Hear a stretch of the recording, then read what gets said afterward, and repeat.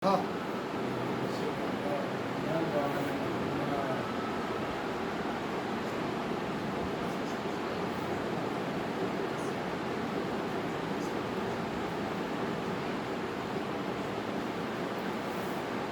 بالله السميع العليم من الشيطان اللعين الرجيم.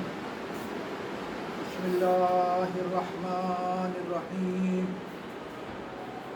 الحمد لله الذي هدانا لهذا وما كنا لنهتدي لولا أن هدانا الله. لقد جاءت رسل ربنا بالحق. الصلاة والسلام على النبي الأمي المكي المدني المخرشي الأبتهي حبيب إله العالمين أشرف الأنبياء والمرسلين بالقاسم محمد.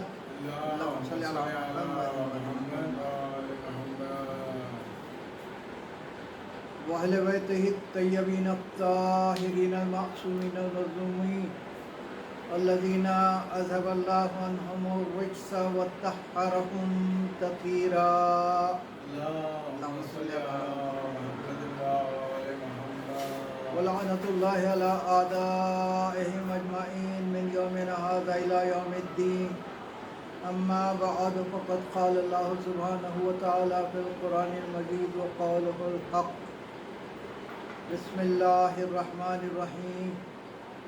ثم أورثنا الكتاب الذين اصطفينا من عبادنا ومنهم ظالم بنفسه ومنهم مقتصد ومنهم سابق بالخيرات بإذن الله.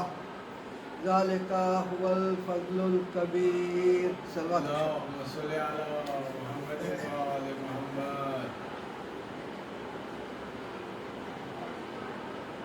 سورہ فاتر قرآن مجید کا 35واں سورہ ہے اور اس کی یہ 32ویں آیت ہے، جس میں پروردگار عالم وراثت قرآن کی بات کر رہا ہے.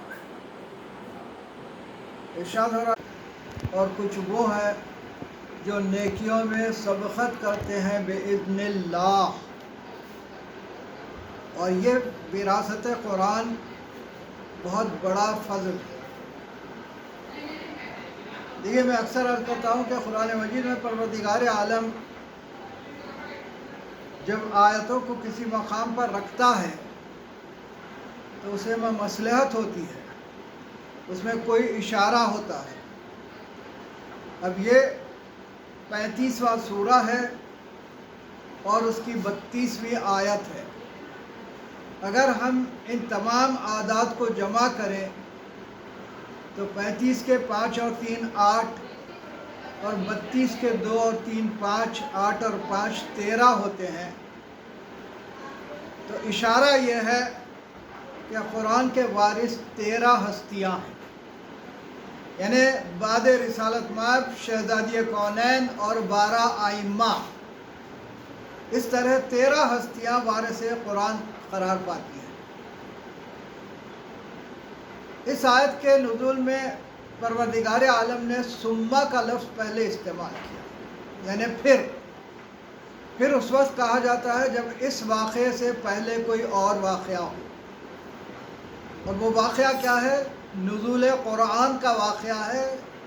اللہ ارشاد فرما رہا ہے کہ ہم نے قرآن نازل کرنے کے بعد اس قرآن کا وارث اپنے بندوں میں انہیں قرار دیا جنہیں ہم نے چن لیا، جن کا ہم نے استفا کیا. اور جن کا استفا کیا جاتا ہے انہیں مصطفیٰ کہا جاتا ہے. اب ایک بات آپ کی خدمت میں عرض کروں کہ اصول کافی میں سالم سے روایت ہے. امام محمد باقر علیہ السلام سے سالم نے پوچھا،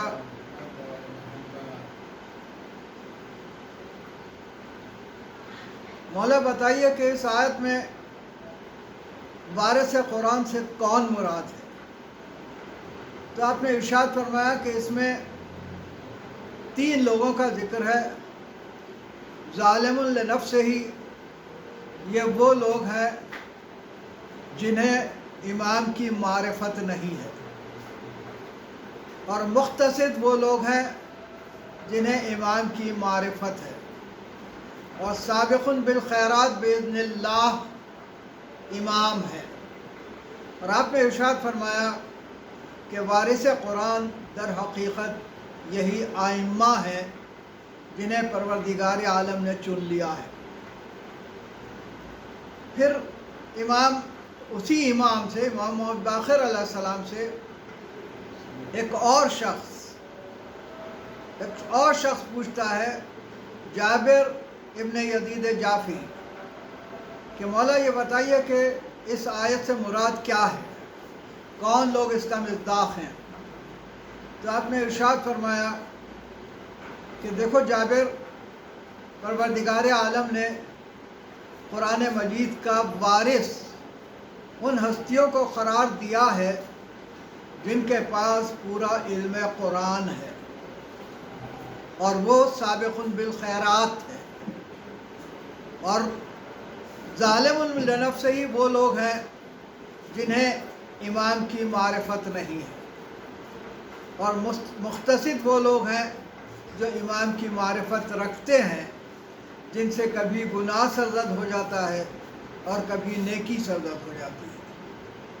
اسی طرح چھٹے امام جعفر صادق علیہ السلام ارشاد فرماتے ہیں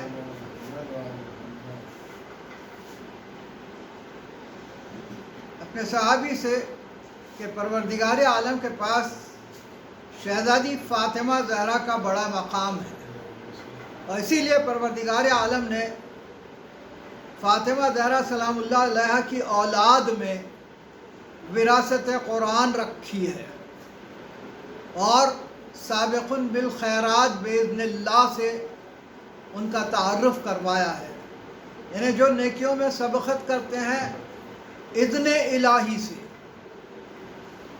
اور اس کے بعد 7ویں امام علیہ السلام یعنی موسی کاظم علیہ السلام، آپ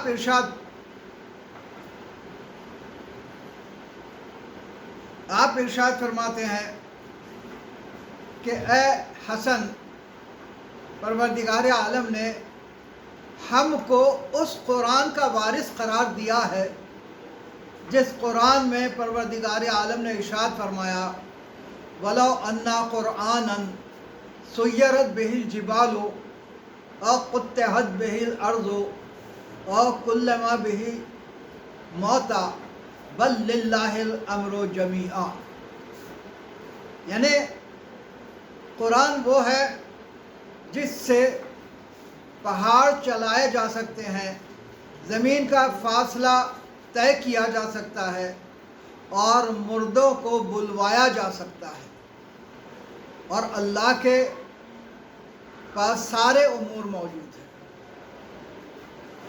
یہ اس لیے ارشاد فرمایا امام نے کہ یہ بتانا چاہتے تھے کہ وارث قرآن وہ ہیں جن کے پاس یہ تینوں اختیار موجود ہوں، یعنی وہ چاہے تو پہاڑوں کو چلا دیں، وہ چاہے تو فاصلوں کو مٹا دیں، اور وہ چاہے تو مردے بول اٹھے۔ اور حقیقت یہ ہے کہ اس سلسلے میں اگر میں آپ کی توجہ مباہلے کی طرف لے چلوں تو مباہلے میں جب رسالت مآب نے مولائے کائنات کے گھر سے سب کو لیا سوائے فضہ کے، اور دوسروں کے گھر سے کسی کو نہیں لیا، اور میدان مباہلہ میں پہنچ گئے، تو جو راہب آئے تھے مباہلے کے لیے، سید جو سردار تھا ان کا، اس نے ایک مرتبہ دیکھا ان چہروں کو، اور اس کے بعد کہتا ہے کہ ان سے مباہلہ نہ کرنا، اس لیے کہ یہ دعا کے لیے ہاتھ اٹھا دیں تو پہاڑ اپنی جگہ سے ہٹ جائیں گے۔ دیکھیے قرآن مجید وہاں دعویٰ کر رہا ہے وَلَوْ أَنَّا قُرْآنًا سُيِّرَتْ بِهِ الْجِبَالُ، اور یہاں چہرے دیکھ کے نصرانی راہب تصدیق کر رہا ہے کہ یہ وہ ہستیاں ہیں جن میں قرآن کی یہ صفت موجود ہے۔ اور اس کے بعد دوسری منزل، مولائے کائنات نے ایک مرتبہ سلمان اور امام حسن علیہ السلام کو، مقداد اور عمار کو ایک ابر پر بٹھا کر ساری کائنات کی سیر کرائی، اور کچھ ہی دیر میں واپس پہنچا دیا مقام پر۔ تو معلوم ہوا کہ قرآن نے جو دعویٰ کیا تھا اقطعت بہ الارض، یعنی جس سے زمین کے فاصلے طے کیے جا سکتے ہیں، امام نے وہ بھی بتا دیا۔ تیسری منزل، رسالت مآب کی خدمت میں کچھ لوگ آتے ہیں اور آ کے کہتے ہیں کہ آپ کا دعویٰ ہے کہ آپ تمام انبیاء سے افضل ہیں، تو ایک مرتبہ آپ رسالت مآب ارشاد فرماتے ہیں تو کیا چاہتے ہو؟ تو انہوں نے کہا کہ حضرت عیسیٰ علیہ السلام کے متعلق قرآن میں موجود ہے کہ وہ مردوں کو زندہ کرتے تھے، کیا آپ بھی کر سکتے ہیں؟ تو ایک مرتبہ رسالت مآب نے مولائے کائنات کی طرف مخاطب ہو کے فرمایا، یا علی ان کے ساتھ جاؤ اور مردوں کو زندہ کر دو۔ یہاں مولائے کائنات نے رسالت مآب سے یہ نہیں پوچھا کہ مردوں کو زندہ کیسے کیا جاتا ہے، اس لیے کہ وہ خود جانتے تھے، اس لیے کہ وارث قرآن تھے۔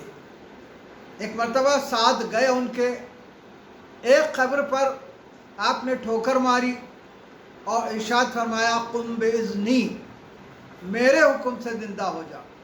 مردہ زندہ ہوا، آپ نے ارشاد فرمایا جا کے اپنے قبیلے میں کہہ دینا کہ علی نے زندہ کیا۔ پھر وہاں سے آگے بڑھے، ایک دوسری قبر کے پاس 2 رکعت نماز پڑھی، دعا کی اور اس کے بعد ارشاد فرمایا قم باذن اللہ، اللہ کے حکم سے زندہ ہو جا۔ وہ مردہ بھی زندہ ہو گیا۔ خنبر ساتھ تھے، جب واپس ہونے لگے تو خنبر نے کہا مولا میں آج آپ کے فعل میں 2 چیزیں دیکھ رہا ہوں، ایک جگہ آپ نے قم باذنی کہہ کے زندہ کیا مردے کو، اور دوسری جگہ قم باذن اللہ کہا، نماز پڑھی، دعا کی، سبب کیا ہے؟ تو آپ نے ارشاد فرمایا کہ جو لوگ آئے تھے وہ عیسائی تھے، حضرت عیسیٰ علیہ السلام نے مردوں کو زندہ کیا تو خدا کا بیٹا کہنے لگے، میں توحید منوانے کے لیے آیا ہوں، اسی لیے میں نے ایک مقام پر تو ٹھوکر مار کے بتایا کہ میں وارث قرآن ہوں، لہٰذا یہ اختیار میرے پاس موجود ہے، اور دوسرے مقام پر نماز پڑھ کے دعا کر کے قم باذن اللہ کہہ کے یہ بتایا کہ در حقیقت یہ سارے اختیارات کا دینے والا وہ اللہ ہے، یعنی توحید کو بچایا مولائے کائنات نے۔ تو معلوم ہوا کہ قرآن نے 3 دعوے کیے تھے اور وہ تینوں دعوے ان ہستیوں نے بتائے کہ ہمارے پاس موجود ہیں، اس کی دلیل ہے۔ ایک اور چیز آپ کی خدمت میں عرض کروں، قرآن یہ بھی دعویٰ کرتا ہے لو انزلنا ھذا القرآن علی جبل لرأیتہ خاشعا متصدعا من خشیۃ اللہ تلک الامثال نضربها للناس لعلکم یتفکرون۔ ارشاد ہو رہا ہے کہ اگر یہ قرآن کسی پہاڑ پر نازل کر دیا جاتا تو پہاڑ ریزہ ریزہ ہو جاتا۔ اس کے بعد آیت میں ارشاد ہو رہا ہے کہ یہ مثال بیان کی گئی ہے۔ اب سوال یہ پیدا ہوتا ہے کہ مثال کہاں بیان کی جاتی ہے؟ جہاں کوئی حقیقت موجود ہو۔ تو اب حقیقت کہاں ہے یہ دیکھنا ہے تو کعبے کے پاس تشریف لائیے 13 رجب کو، جب جناب فاطمہ بنت اسد کعبے کی دیوار کے سامنے تشریف لاتی ہیں، اور ایک مرتبہ کعبے کی پتھر کی دیوار ٹوٹ کے راستہ دیتی ہے جناب فاطمہ بنت اسد کو، اور یہ بتاتی ہے کہ آنے والا قرآن ناطق ہے، اور اسی لیے تو دیوار نے راستہ دے دیا۔ صلوات ارشاد فرمائے محمد۔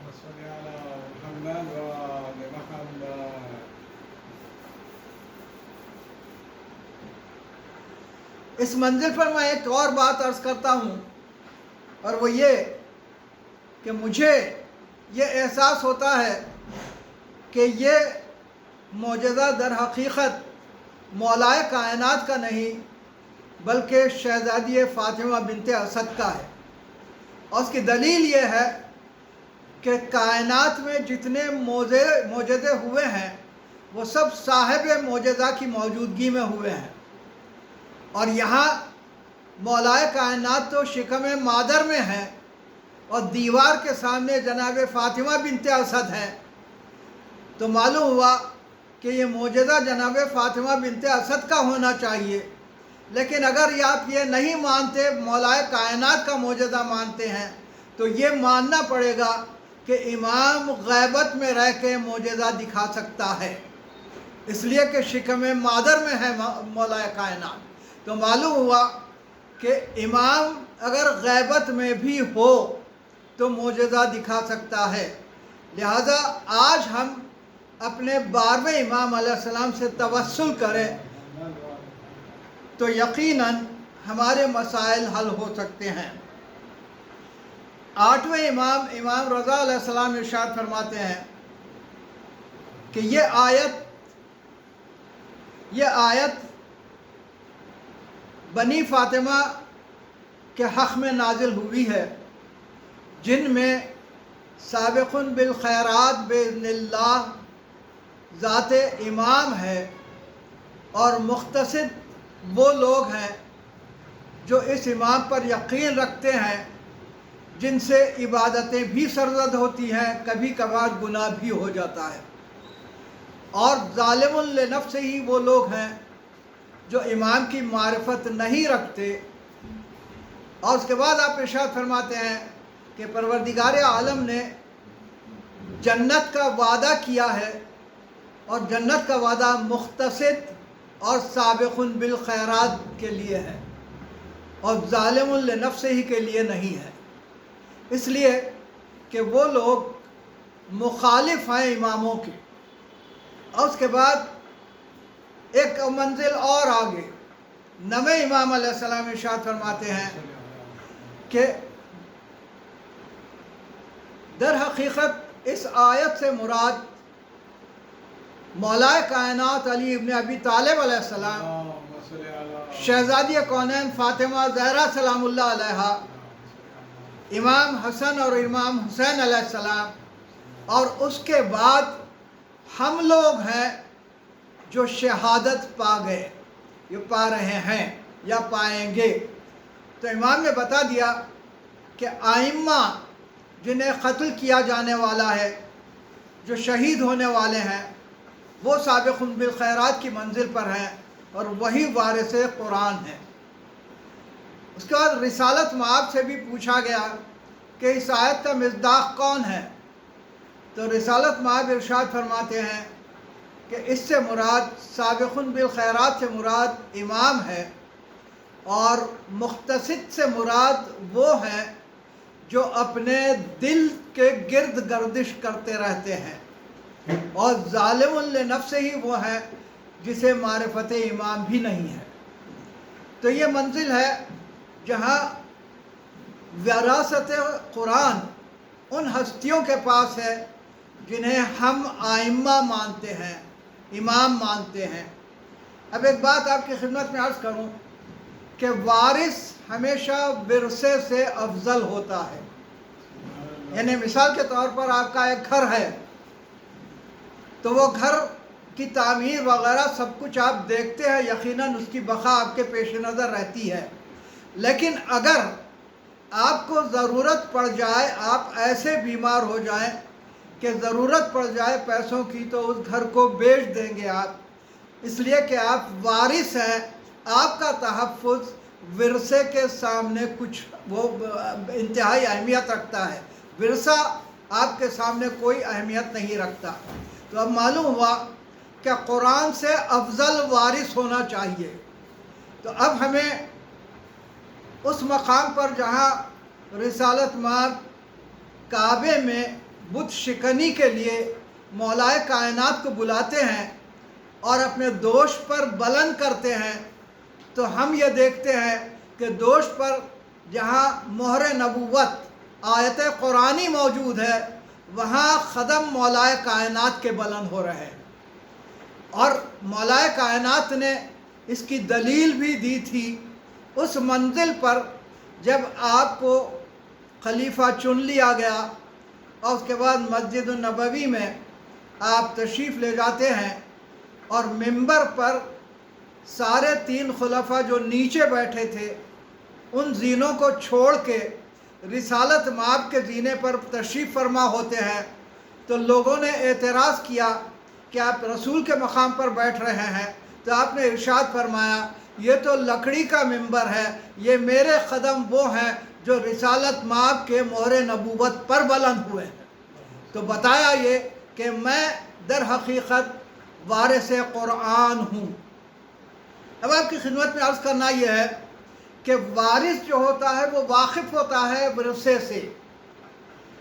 اب اگر میں آپ کے گھر آؤں اور مجھے کسی چیز کی ضرورت پڑ جائے تو میں نہیں جانتا کہ کہاں ہے، مجھے آپ سے پوچھنا پڑے گا کہ فلاں چیز کہاں ہے، اس لیے کہ آپ وارث ہیں، آپ جانتے ہیں کہ کہاں ہے۔ تو وارث قرآن وہ ہوتا ہے جو ہر آیت قرآن میں کہاں ہے یہ جانتا ہے۔ اسی لیے تو مولا کائنات نے دعویٰ کیا تھا، مجھ سے پوچھو میں بتاؤں گا کہ قرآن کی کون سی آیت کس مقام پر نازل ہوئی، زمین پر نازل ہوئی، پانی میں نازل ہوئی، میدان میں نازل ہوئی، گھر میں نازل ہوئی یا آسمان پر نازل ہوئی، یہ سب کچھ میں بتا سکتا ہوں۔ ایک بات آپ کی خدمت میں اور عرض کروں، پروردگار عالم نے حضرت آدم سے لے کے خاتم تک 114 صحیفے بھیجے، اور ان 114 صحیفوں کو پروردگار عالم نے 3 کتابوں میں منتقل کیا، توریت، انجیل اور زبور، اور اس کے بعد ان تینوں کا اخلاص کر کے خلاصہ کر کے قرآن مجید میں منتقل کیا۔ تو اب معلوم ہوا کہ قرآن مجید میں جناب آدم سے لے کے خاتم تک جتنی کتابیں اور صحیفے نازل ہوئے وہ سب موجود ہیں۔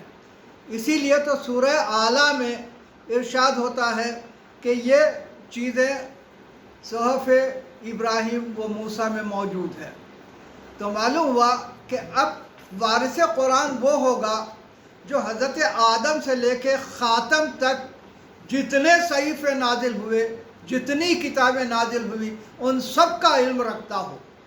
یہی تو سبب ہے کہ مولا کائنات نے ارشاد فرمایا کہ اگر مسند قضاءت بچھا دی جائے اور مجھے اس پر بٹھا دیا جائے تو میں توریت والوں کا فیصلہ توریت سے، انجیل والوں کا فیصلہ انجیل سے، اور قرآن والوں کا فیصلہ قرآن سے کروں گا۔ یہی نہیں بلکہ علم قرآن مولا کائنات وہاں سے لے کر آئے اس کائنات میں۔ یہی تو سبب تھا کہ جس وقت کعبے سے باہر تشریف لائے ہیں رسالت مآب کے ہاتھوں پر اور سلام و جواب ہوا، اس کے بعد رسالت مآب نے ارشاد فرمایا یا علی کچھ سناؤ، تو آپ نے توریت بھی سنائی، انجیل بھی سنائی، زبور بھی سنائی، قرآن بھی سنایا۔ رسالت مآب نے تصدیق کی کہ یا علی آپ نے توریت موسیٰ سے بہتر سنائی، انجیل عیسیٰ سے بہتر سنائی، زبور داؤد سے بہتر سنائی، اور قرآن ویسے ہی سنایا جیسے میں پڑھتا ہوں۔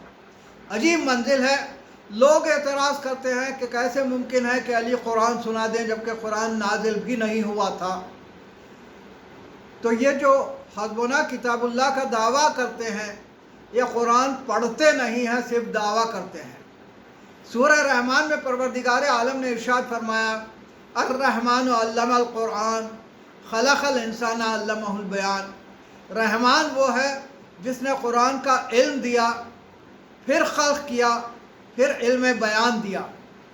تو یہ وہ ہستیاں ہیں جو علم قرآن لے کے اس کائنات میں آتے ہیں، اور اسی لیے رسالت مآب کے ہاتھوں پر آتے ہی مولا کائنات نے قرآن سنایا۔ ایک واقعہ آپ کی خدمت میں عرض کروں کہ اصحاب قرآن پڑھ رہے تھے، سورہ زخرف کی 45ویں آیت پر جب پہنچے جہاں پروردگار عالم ارشاد فرما رہا ہے اپنے حبیب سے وَاسْأَلْ مَنْ أَرْسَلْنَا مِنْ قَبْلِكَ مِنْ رُسُلٍ أَجْعَلْنَا مِنْ دُونِ الرَّحْمَنِ آلِهَةً يُعْبَدُونَ۔ اے میرے حبیب ان رسولوں سے سوال کیجئے جنہیں آپ سے پہلے ہم نے بھیجا تھا کہ آیا رحمان نے اس کی عبادت کے سوائے کسی اور کی عبادت کا حکم دیا ہے؟ جب اصحاب نے یہ آیت پڑھی تو ایک مرتبہ کہنے لگے کہ یہ آیت پر رسول اکرم نے تو عمل نہیں کیا ہوگا، اس لیے کہ سارے رسول تو پہلے گزر گئے، رسالت مآب کے آنے سے پہلے اس دنیا سے؟ کوئی تھا ہی نہیں دنیا میں، تو رسالت مآب سوال کیسے کرتے؟ دیکھیے، جو قرآن سمجھ نہیں سکتے وہ نہ اللہ کو سمجھتے ہیں نہ رسول کو سمجھتے ہیں۔ یہ تو سوچنا چاہیے تھا کہ جب اللہ نے یہ آیت بھیجی ہے اور رسالت مآب سے خطاب کیا ہے کہ ان سے سوال کرو، تو یہ کیسے ناممکن ہوگا؟ یقیناً ممکن ہوگا، اسی لیے تو اللہ نے بھیجا آیت۔ اور رسالت مآب کا بھی ان کے پاس کوئی مقام نہیں، اسی لیے انہوں نے کہا کہ رسالت مآب نے اس پر عمل نہیں کیا۔ جب یہ باتیں ہونے لگی تو ایک مرتبہ سلمان نے کہا کہ تم یہ فیصلہ کیوں کر رہے ہو؟ چلو ذرا علی سے پوچھیں گے۔ ایک مرتبہ آئے مولائے کائنات کے پاس، مولائے کائنات نے پوچھا کیا بات ہے؟ کہا مولا بات یہ ہے کہ یہ آیت ہماری سمجھ میں نہیں آ رہی ہے۔ کیا آیت ہے؟ کہا سورہ زخرف کی 45ویں آیت، جس میں اللہ ارشاد فرما رہا ہے کہ اے حبیب ان انبیاء سے پوچھے جو آپ سے پہلے بھیجے گئے تھے کہ رحمان نے اپنی عبادت کے سوا کسی اور کی عبادت کا حکم دیا ہے؟ تو ایک مرتبہ مولائے کائنات مسکرائے، کہا تم کیا سمجھتے ہو؟ انہوں نے کہا کہ سارے انبیاء تو جا چکے تھے، لہذا رسالت مآب اس پر عمل نہیں کرے ہوں گے۔ تو آپ نے ارشاد فرمایا کہ کیا تم یہ سمجھتے ہو کہ یہ آیت اس زمین پر نازل ہوئی ہے؟ تو کہا پھر کہاں نازل ہوئی؟ تو آپ نے ارشاد فرمایا جب رسالت مآب معراج پر تشریف لے گئے اور چوتھے آسمان پر پہنچے ہیں تو پروردگار عالم نے تمام ماسبق انبیاء کو بیت المعمور کے پاس جمع کیا، اور وہاں رسالت مآب کو حکم ہوا کہ نماز پڑھائیں ان تمام انبیاء کو۔ تمام انبیاء نے رسالت مآب کی اقتداء میں نماز پڑھی، اور اس کے بعد یہ آیت نازل ہوئی کہ رسالت مآب کو حکم ہوا کہ آپ ان تمام انبیاء سے پوچھئے کہ انہیں اللہ کی عبادت کے علاوہ کسی اور کی عبادت کا حکم دیا گیا تھا۔ اب مولائے کائنات ارشاد فرماتے ہیں کہ رسالت مآب نے یہ بھی پوچھا کہ یہ بھی بتائیے کہ آپ لوگوں کو نبوت کس بنیاد پر ملی؟ تو تمام انبیاء نے کہا ہمیں نبوت اللہ کی وحدانیت کے اقرار پر، آپ کی رسالت کے اقرار پر اور علی کی ولایت کے اقرار پر ملی ہے۔ صلوات ارشاد فرمائیں۔ اللہم صلی علی محمد و آل محمد۔ یا علی۔ ایک اور واقعہ آپ کی خدمت میں عرض کروں۔ 10ویں امام علی النقی علیہ السلام کا دور ہے۔ اللہم صلی علی محمد و آل محمد۔ متوکل بیمار ہوتا ہے، اور جب بیمار ہوا تو اس نے نظر کی کہ میں مال کثیر دوں گا، خیرات کروں گا اگر ٹھیک ہو جاؤں، اور وہ ٹھیک ہو گیا۔ اب جب ٹھیک ہو گیا تو اب سوچنے لگا کہ مال کثیر یعنی کتنا مال دوں۔ اب پریشان ہوا، اپنے علماء کو بلایا، سارے درباری علماء جمع ہو گئے۔ کسی نے کہا 1000، کسی نے کہا 10,000، کسی نے کہا 1,00,000، کسی نے کہا 50,000۔ اس طرح علماء میں اختلاف پیدا ہو گیا۔ دیکھیے، جہاں اختلاف پیدا ہوتا ہے وہاں حق واضح نہیں ہوتا کہ حق کیا ہے، اور یہی سبب ہے کہ اب وہ پریشان ہوا کہ صحیح بات کس کی ہے۔ ایک بات آپ کی خدمت میں یہ عرض کر دوں کہ جب سب کی باتوں میں اختلاف ہے تو اس کا مطلب یہ ہے کہ ان کے جوابات قرآن کی بنیاد پر نہیں تھے۔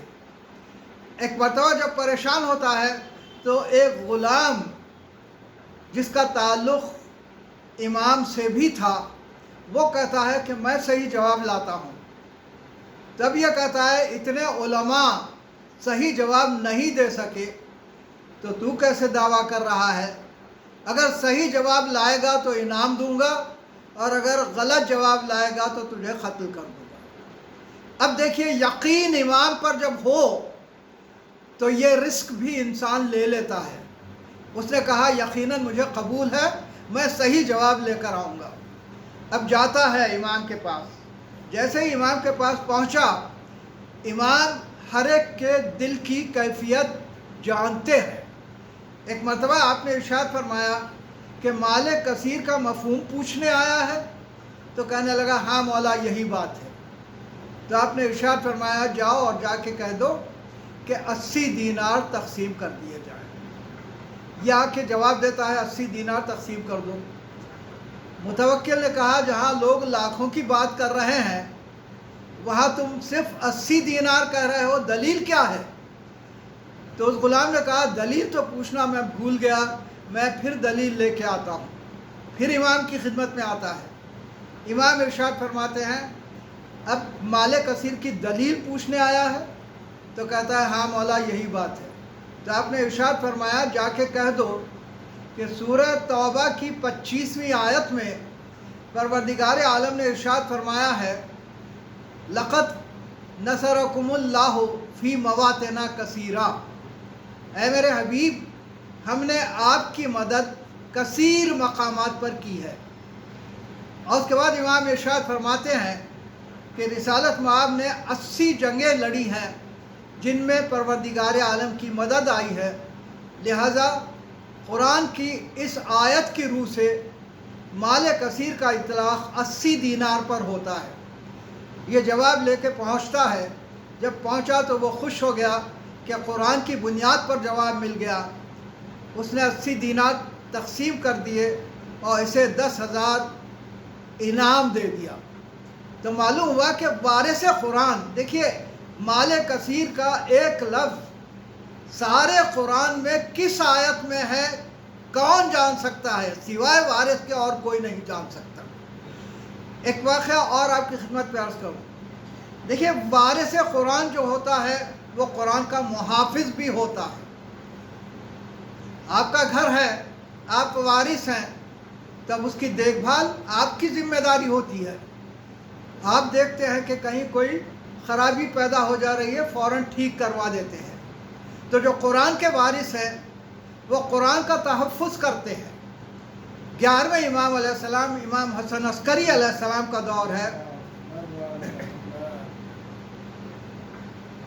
اسحاق کندی ایک عالم تھا، اسے یہ جنون ہو گیا کہ معاذ اللہ قرآن میں اختلاف ہے، ایک آیت دوسری آیت کی مخالف ہے، اور کچھ آیتیں ایسی ہیں جن میں تکرار ہے جس کی وجہ سے بلاغت قرآن گر رہی ہے۔ اب وہ تناقض القرآن لکھنے بیٹھ گیا۔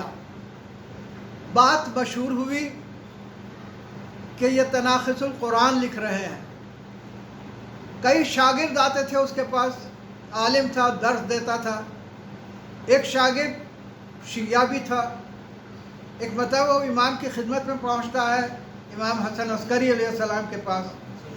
تو امام نے ارشاد فرمایا کہ جب اسحاق کندی تناقض القرآن لکھ رہا ہے تو تم لوگ منع کیوں نہیں کرتے؟ تو اس نے کہا کہ ہم شاگرد ہیں، وہ استاد ہے، ہم کیسے منع کر سکتے ہیں؟ اگر کوئی سوال کر دے ہم کیسے دلیل دے سکتے ہیں؟ تو امام نے ارشاد فرمایا ایک کام کرو، جا کے اس کی کچھ خدمت کر کے اعتماد حاصل کر لو اور اس کے بعد میرا ایک پیغام پہنچا دو۔ کہا ہاں مولا یہ ہو سکتا ہے۔ تو امام نے ارشاد فرمایا کہ جب اعتماد حاصل کر لو اور وہ لکھنے بیٹھے تو اس سے کہنا کہ یہ تم جو لکھ رہے ہو اس کا فائدہ کیا ہے؟ اگر مالک قرآن آ کے کہے کہ جس آیت کا مطلب تم سمجھ رہے ہو وہ مطلب ہی نہیں ہے بلکہ دوسرا مطلب ہے تو کیا فائدہ؟ ایک مرتبہ وہ شاگرد جاتا ہے، اس کی خدمت کرتا ہے، اعتماد حاصل کرتا ہے، قربت حاصل کرتا ہے، اور اس کے بعد ایک دن جب وہ لکھنے بیٹھتا ہے تناقض القرآن تو یہی جملہ کہہ دیتا ہے کہ یہ لکھنے کا فائدہ کیا ہے اگر مالک قرآن آ کے کہہ دے کہ آیت کا جو مطلب تم سمجھ رہے ہو وہ مطلب ہی نہیں ہے۔ تو جیسے ہی سوال سنتا ہے فوراً قلم رکھ دیتا ہے، کچھ دیر سوچتا ہے اور اس کے بعد کہتا ہے کہ یہ بتاؤ کہ یہ سوال تمہیں بتایا کس نے؟ اس نے کہا کہ یہ بات میرے ذہن میں آ گئی۔ تو کہتا ہے جب میرے ذہن میں یہ بات نہیں آئی تو تم تو میرے شاگرد ہو، تمہارے ذہن میں کیسے آ سکتی ہے؟ سچ سچ بتاؤ کہ یہ سوال کس نے بتایا؟ تو اس نے بتا دیا کہ امام حسن عسکری علیہ السلام نے بتایا ہے۔ تو جیسے ہی سنتا ہے کہتا ہے حقیقتاً رسالت کے گھرانے سے ہی یہ بات آ سکتی ہے جو تحفظ قرآن کرتے ہیں۔ اور اس کے بعد کہتا ہے کہ چلو مجھے امام حسن عسکری علیہ السلام کے پاس لے چلو۔ وہ کتاب لیے ہوئے آتا ہے، کتاب جلا دیتا ہے اور اس کے بعد امام سے کہتا ہے کہ مولا آج سے میں آپ کو امام مانتا ہوں اور ایمان لے آتا ہوں، اور حقیقت یہ ہے کہ مجھ سے غلطی ہو گئی، اعتراف کر لیتا ہے۔ تو معلوم ہوا کہ جو وارث قرآن ہوتے ہیں وہ قرآن کا تحفظ کرتے ہیں۔ آج قرآن باقی اصلی حالت میں اس لیے ہے کہ ایک وارث قرآن آج بھی موجود ہے۔ دیکھیے ماسبق کتابیں توریت، انجیل، زبور یہ سب بدل گئی۔ کیوں بدل گئی؟ اس لیے کہ وارث کوئی موجود نہیں تھا اور تبدیلی کرنے والوں نے تبدیلیاں کر دی۔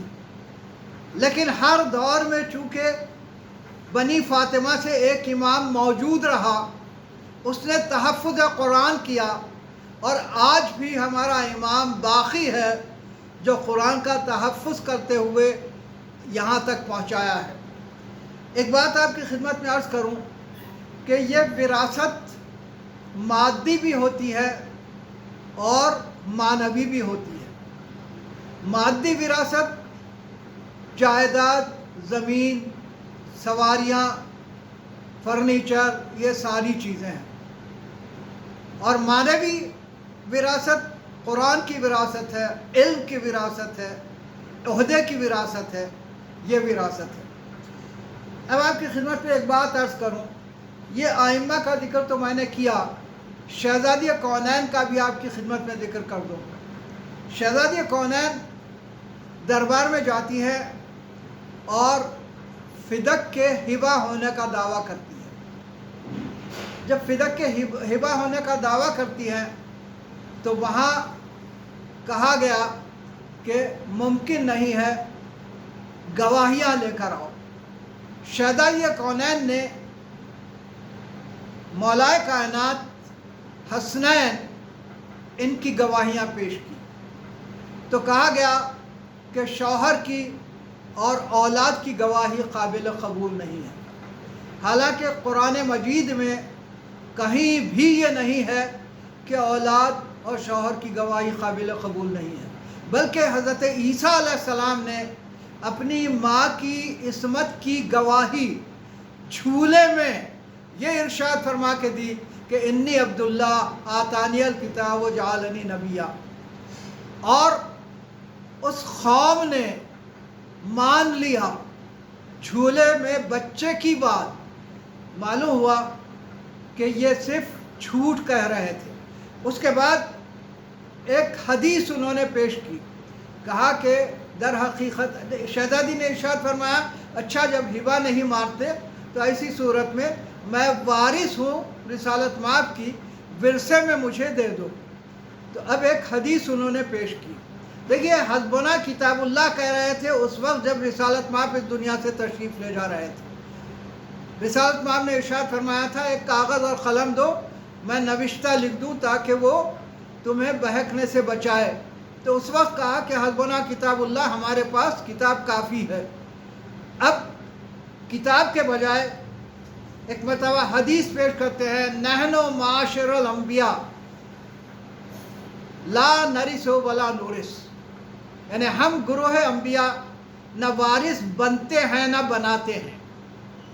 جب یہ حدیث پیش کی گئی تو شہزادی کونین نے فوراً حضرت زکریا کا قول قرآن مجید سے پیش کیا اور ارشاد فرمایا کہ حضرت زکریا نے بارگاہ الہی میں دعا کی، انی خفت الموالیہ من ورائی، یہ میرے رشتہ دار میرے بعد وارث بن جائیں گے، فہب لی من لدنک ولیا یرثنی و یرث آل یعقوب، لہذا پروردگارہ مجھے ایک ولی میرا وارث عطا فرما جو میرا بھی وارث ہو اور آل یعقوب کا بھی وارث ہو۔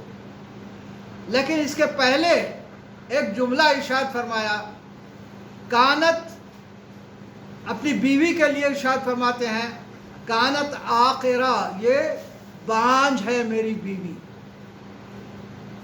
عجیب بات ہے، بیوی کے بانجھ ہونے کا ذکر کر رہے ہیں اور کہہ رہے ہیں کہ مجھے ایک اولاد عطا فرما۔ اچھا، اب پروردگار عالم یہ نہیں کہتا کہ دوسری شادی کر لو میں تمہیں اولاد دوں گا، نہیں، اب بشارت دیتا ہے پروردگار عالم، یا زکریا انا نبشرک بغلام اسمہ یحییٰ، اے زکریا ہم تمہیں بشارت دیتے ہیں ایک بیٹے کی جس کا نام یحییٰ ہوگا، لم نجعل لہ من قبل سمیہ، اور ہم نے یہ نام ان سے پہلے کسی کو نہیں دیا۔ اب جناب زکریا سوال کرتے ہیں کہ کیسے ہوگا، میری بیوی تو بانجھ ہے اور میں ضعیف ہوں۔ اب پروردگار عالم نے کہا کذالک، اسی طرح ہوگا۔ معلوم ہوا، دیکھیے پہلے تو جناب زکریا دعا جب کر رہے تھے بیٹا دے تو کیا سوچ کے کر رہے تھے؟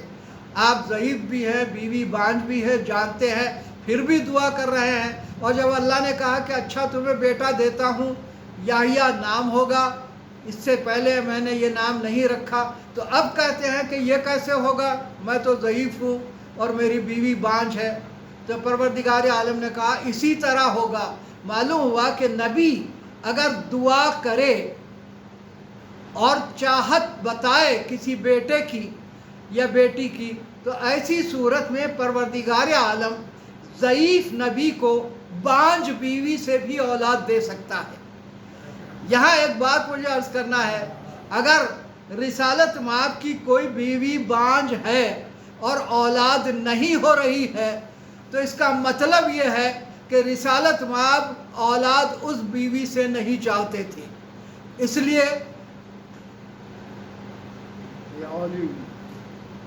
لیے کہ اگر رسالت مآب دعا کر دیتے تو یقیناً اولاد ہوتی۔ اب سبب کیا ہے کہ رسالت مآب نے دعا نہیں کی؟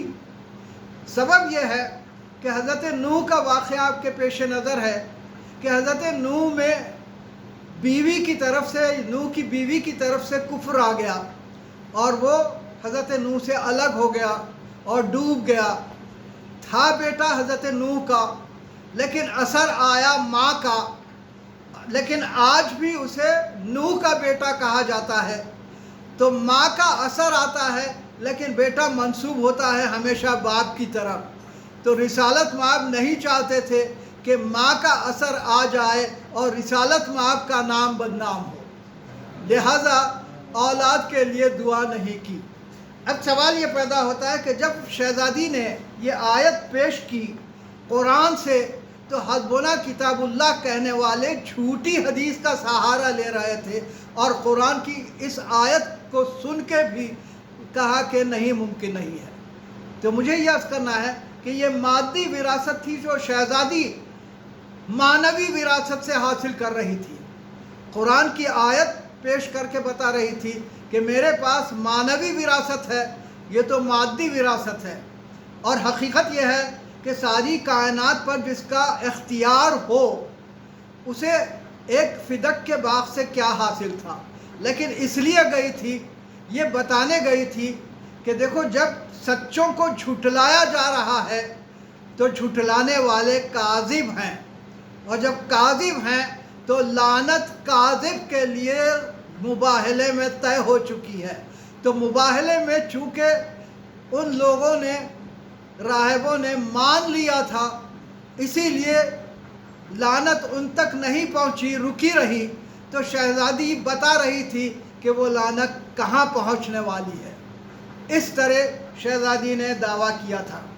اب مجھے آپ کی خدمت میں ایک آخری بات عرض کرنا ہے کہ جو وارث قرآن ہوتا ہے وہ وارث زمین اور جنت بھی ہوتا ہے، اس لیے کہ قرآن مجید میں پروردگار عالم نے سورہ آراف اور سورہ انبیاء کی 105ویں آیت اور سورہ اعراف کی 128 آیت، ان دونوں آیتوں میں پروردگار عالم وراثت زمین کی بات کر رہا ہے، اور ارشاد فرما رہا ہے کہ ہم ان اللہ یرثها عبادی الصالحون، اللہ زمین کی وراثت صالح بندوں کو دیتا ہے۔ اور اس کے بعد سورہ اعراف میں ارشاد ہوتا ہے ان الارض للہ یورثها من یشاء من عبادہ، زمین اللہ کا ورثہ ہے اور اللہ جسے چاہتا ہے بندوں میں سے اسے دیتا ہے۔ سورہ انبیاء میں کہا کہ یہ صالح بندوں کو وراثت جا رہی ہے، اور جب وراثت مل جاتی ہے تو میں نے آپ کی خدمت میں عرض کیا کہ اختیار حاصل ہوتا ہے اس پر۔ تو ایک واقعہ آپ کی خدمت میں عرض کروں کہ زلزلہ آنے لگا، مسلسل زلزلہ آ رہا تھا، لوگ مولائے کائنات کی خدمت میں پہنچے اور کہا کہ یا علی ہم پریشان ہو گئے ہیں، یہ زلزلہ رک نہیں رہا ہے۔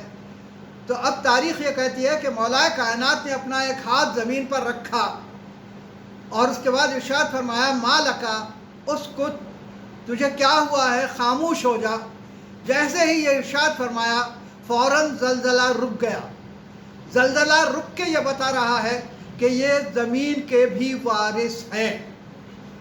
اب اس کے بعد ایک بات اور آپ کی خدمت میں عرض کروں کہ جس وقت شہزادی کونین تشریف لائی ہے مولائے کائنات کے گھر، اور دوسرے دن رسالت مآب تشریف لائے، تو دونوں سے پوچھا، علی سے پوچھا کہ میری بیٹی کو کیسا پایا، تو آپ نے ارشاد فرمایا عبادتوں میں مددگار۔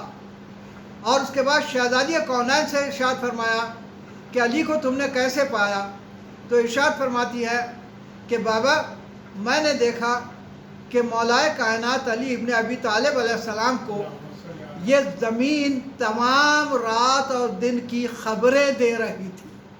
معلوم ہوا کہ جو وارث ہوتا ہے ورثہ اس کے تابع ہوتا ہے، تو زمین اس طرح ان ہستیوں کے ورثے میں آئی ہے۔ تو جو قرآن کے وارث ہیں وہی زمین کے بھی وارث ہیں۔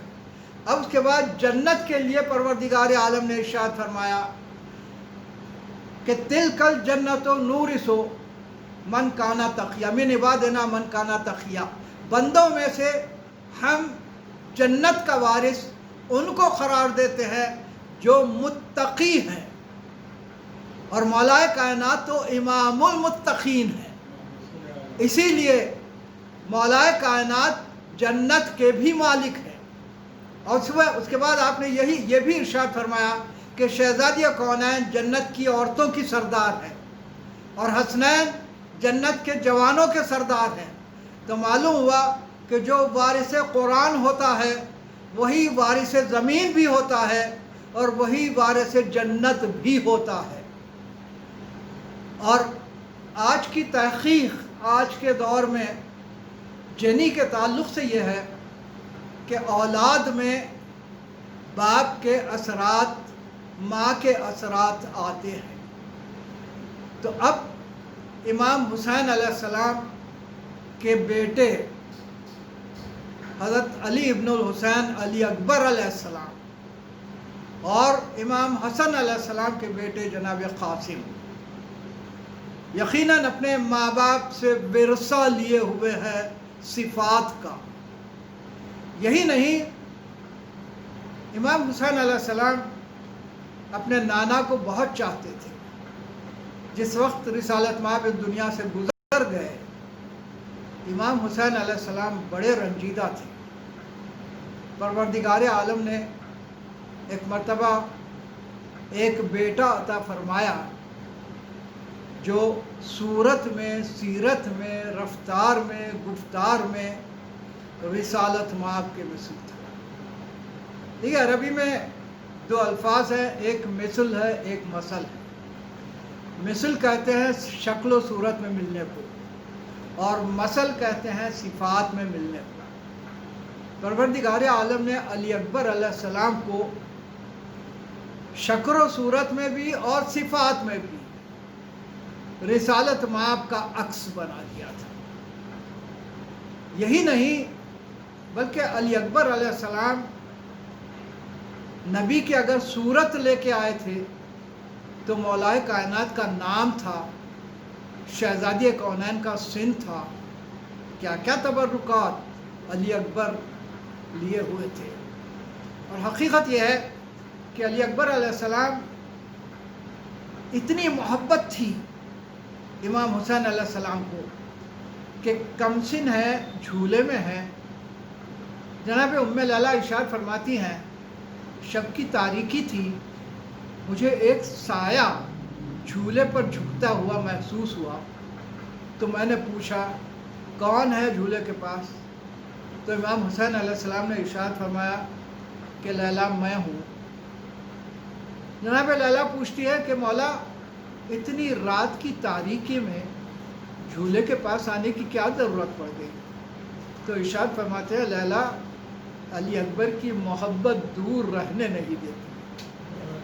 یعنی بچپن سے امام حسین علیہ السلام علی اکبر سے اتنا پیار کرتے تھے، اور جیسے جیسے علی اکبر بڑے ہونے لگے، عالم یہ ہے محبت کا کہ دن میں کئی بار علی اکبر علیہ السلام کو بلاتے ہیں، سامنے کھڑا کرتے ہیں، اور اس کے بعد علی اکبر علیہ السلام کے رخ کو دیکھتے ہیں اور اپنے نانا کو یاد کرتے ہیں۔ جناب قاسم امام حسن علیہ السلام کی صفات لیے ہوئے، شجاعت امام حسن علیہ السلام کی، اور علم امام حسن علیہ السلام کا لیے ہوئے۔ اور یہی تو سبب ہے کہ دیکھیے دنیا میں کسی نے بھی موت کا مزہ نہیں بتایا، اس لیے کہ موت آنے کے بعد پھر مزہ بتانے کے لیے وہ باقی ہی نہیں رہتا ہے۔ لیکن علم جناب قاسم کا مرتبہ یہ ہے کہ جناب قاسم سے جب پوچھا امام حسین علیہ السلام نے کہ بیٹا بتاؤ موت کیسی ہے، تو آپ نے ارشاد فرمایا کہ حق پر ہو تو شہد سے زیادہ شیریں۔ موت کا مزہ بغیر چکھے بتا رہے ہیں جناب قاسم، یہ علم جناب قاسم علیہ السلام ہے۔ اور حقیقت یہ ہے کہ ایک واقعہ جناب علی اکبر علیہ السلام کا آپ کی خدمت میں عرض کرتا ہوں۔ جناب عباس علیہ السلام بنی ہاشم کے بچوں کو حرب کی تعلیم دیتے تھے کہ کیسے جنگ کی جاتی ہے تلوار سے اور نیزوں سے۔ ایک مرتبہ جناب زینب سلام اللہ علیہ نے فرمایا کہ عباس ہم چاہتے ہیں کہ ہم دیکھیں کہ آپ کیسے تعلیم دیتے ہیں۔ تو ایک مرتبہ چلمن ڈالی گئی، تمام خواتین بیٹھ گئیں پردے کے پیچھے، اس چلمن کے پیچھے، اور اس کے بعد یہاں شروع ہوئی تعلیم۔ جناب عباس ایک ایک کو تعلیم دیتے جا رہے ہیں، اور محمد کی تعلیم ہوئی، جناب قاسم کی تعلیم ہوئی، جناب مسلم کے بیٹوں کی تعلیم ہوئی، اور اس کے بعد آخر میں جناب علی اکبر کی باری آئی۔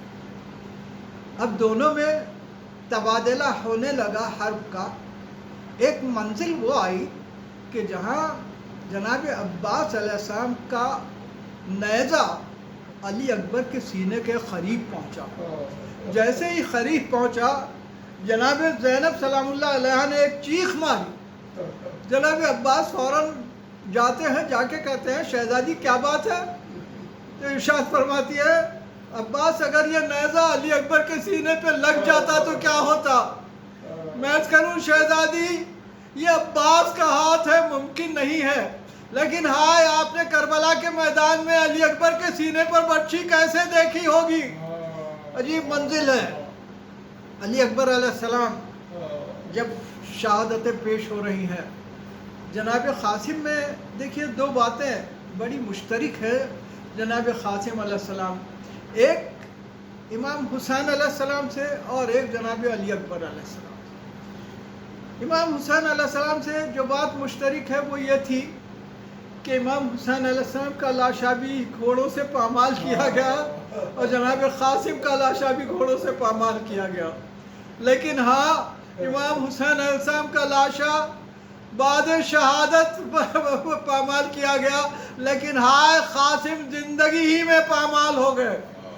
اور دوسری جو بات ہے وہ جناب علی اکبر علیہ السلام کے سے مماثلت رکھتی ہے۔ جناب قاسم کے لیے بڑے بڑے پہلوان آئے، اور جب ایک مرتبہ ازرق شامی آیا ہے، ازرق شامی، تو امام حسین علیہ السلام نے جناب ام فروا سے ارشاد فرمایا کہ ایک بڑا پہلوان آیا ہے، بچہ ہمارا پیاسا بھوکا ہے 3 دن کا، لہٰذا ماں دعا کریں، بچے کی دعا ماں کے حق میں مستجاب ہوتی ہے۔ تو جناب ام فروا نے دعا کی اور جناب قاسم کامیاب ہوئے۔ اسی طرح جناب علی اکبر کے مقابلے میں بھی ایک بڑا پہلوان آیا، اور اس وقت امام نے ایک مرتبہ جناب ام لیلہ سے ارشاد فرمایا کہ ایک بڑا پہلوان آیا ہے، سیر و سیراب ہے، میرا بیٹا 3 دن کا بھوکا اور پیاسا ہے، میں چاہتا ہوں کہ میرا بیٹا فتح یاب ہو جائے، دعا کرو۔ ایک مرتبہ جناب ام لیلہ نے بھی اپنے بال پھیلائے، تمام بیویوں نے آمین کہا، یوسف کو یعقوب سے ملانے والے علی اکبر کو مجھ سے ملا دے۔ ابھی دعا تمام نہیں ہوئی تھی کہ علی اکبر کامیاب ہو کے واپس آتے ہیں، ماں سے بھی ملاقات کی، اور اس کے بعد بابا کی خدمت میں آ کے ایک مرتبہ عجیب سوال کرتے ہیں، کیا نہیں جانتے تھے علی اکبر کے پانی نہیں ہے؟ لیکن اس کے باوجود آ کے ایک مرتبہ بابا سے کہتے ہیں کہ بابا پیاس مارے ڈالتی ہے، یہ ہتھیار کی گرمی، یہ اس کا وزن، یہ مجھے پریشان کیے دے رہا ہے، اگر تھوڑا سا پانی مل جاتا تو میں بتاتا کہ جنگ کیسے کی جاتی ہے۔ تو ایک مرتبہ امام ارشاد فرماتے ہیں کہ بیٹا اپنی زبان میرے منہ میں رکھ دو۔ جناب علی اکبر نے زبان رکھی اور واپس کھینچ لی، ارشاد فرمایا آپ کی زبان پر تو کانٹے پڑے ہوئے ہیں۔ معلوم ہوا کہ علی اکبر حقیقتاً پانی نہیں مانگ رہے تھے، بلکہ 2 چیزیں تھیں، ایک تو اپنے بابا کی پیاس کا اظہار کرنا چاہتے تھے، اور دوسرے یہ کہ علی اکبر اجازت مانگ رہے تھے مرنے کی۔ اب امام حسین علیہ السلام نے ارشاد فرمایا کہ بیٹا جاؤ، تمہیں تمہارے جد سیراب کریں گے۔ معلوم ہوا اجازت مل گئی علی اکبر کو۔ اب وہاں سے جب روانہ ہوئے تو علی اکبر کے جنگ کا انداز بدل گیا۔ اب انداز یہ ہے کہ بڑے بڑے پہلوانوں کو چن چن کے قتل کر رہے ہیں، سب کو قتل نہیں کرتے۔ لوگوں نے پوچھا کہ یہ کیا انداز ہے علی اکبر کے جنگ کا؟ تو بتایا کہ یہ نہیں چاہتے کہ کوئی بڑا پہلوان بابا کے مقابلے کے لیے باقی رہ جائے۔ ہائے ایسی محبت امام حسین علیہ السلام جب دیکھ رہے ہیں تو کیا تڑپ گئے ہوں گے جب آواز آئی علیک منی السلام۔ جب آواز آئی ہے تو تاریخ یہ کہتی ہے کہ امام حسین علیہ السلام اس انداز میں چلے ہیں کہ کبھی گرتے ہیں کبھی اٹھتے ہیں۔ ہاں 2 لاشوں کے پاس آ کے جناب امام حسین علیہ السلام بڑے افسوس کرتے ہیں، ایک جناب قاسم کے لاشے کے پاس آ کے کہ لاشا پامال ہو گیا۔ ایک مرتبہ ارشاد فرماتے ہیں قاسم حسین بڑا شرمندہ ہے کہ تمہارے پکارنے پر تمہاری مدد کو وقت پر نہیں پہنچ سکا۔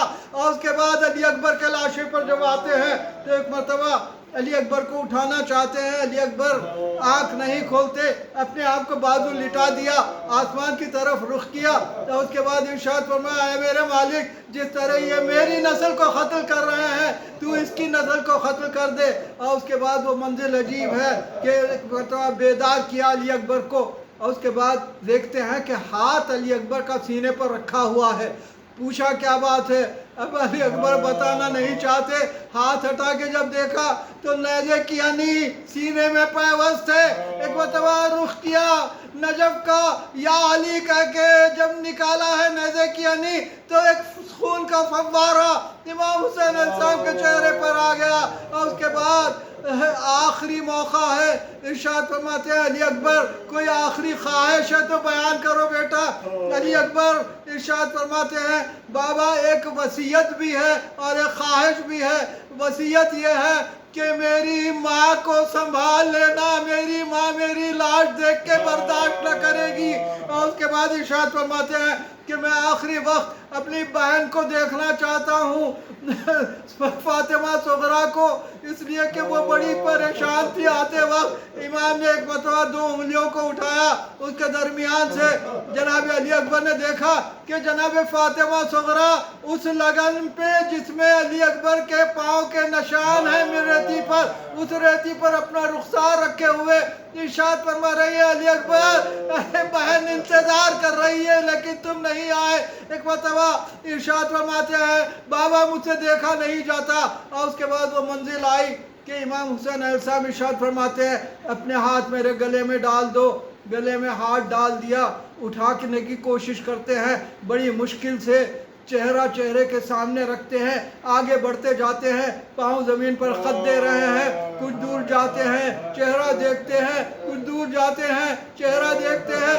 ایک منزل وہ آئی کہ انا للہ و انا الیہ راجعون کہہ کے جنازہ زمین پر رکھ دیا اور ارشاد فرمایا اے بنی ہاشم کے بچوں آؤ، اکبر کا لاشا اٹھایا نہیں جاتا، ضعیف باپ سے چھوٹے بچے آ گئے، لاشا اٹھا کے لے کے گئے خیمے میں۔ ایک مرتبہ خیمے میں بیویاں آ گئی لیکن جناب ام لیلہ نظر نہیں آتی۔ امام نے ارشاد فرمایا فضہ جاؤ جناب لیلہ کو بلا کے لے کے آؤ، بیٹے کی لاش آ چکی ہے۔ جناب فضہ گئی، دیکھتی کیا ہے کہ جناب لیلہ سجدے میں پڑی ہوئی ہے۔ ارشاد فرماتی ہے کہ آپ کا بیٹا آ چکا ہے، آئیے۔ اب جناب ام لیلہ اپنے اٹھتی ہے اور وہاں سے ایک دروازے پہ جاتی ہے، ایک جگہ جاتی ہے، دیوار سے ٹکراتی ہے، ادھر آتی ہے، دیوار سے ٹکراتی ہے۔ جناب فضہ کہتی ہے کہ بی بی دروازہ تو ادھر ہے، آپ وہاں کیوں جا رہی ہے؟ تو عجیب جملہ کہا جب سے سنا ہے کہ بیٹا آیا ہے میرے آنکھوں کی روشنی باقی نہیں رہی، مجھے دکھائی نہیں دیتا۔ سَيَعْلَمُ الَّذِينَ ظَلَمُوا أَيَّ مُنقَلَبٍ يَنقَلِبُونَ۔